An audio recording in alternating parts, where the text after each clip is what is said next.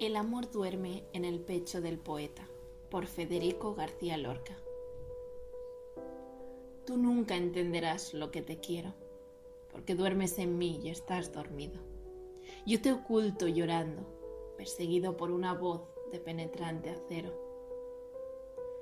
Norma que agita igual carne y lucero, traspasa ya mi pecho dolorido, y las turbias palabras han mordido las alas de tu espíritu severo.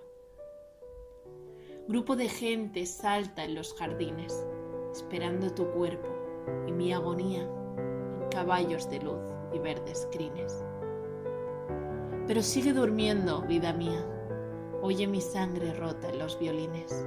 Mira, que nos acechan todavía.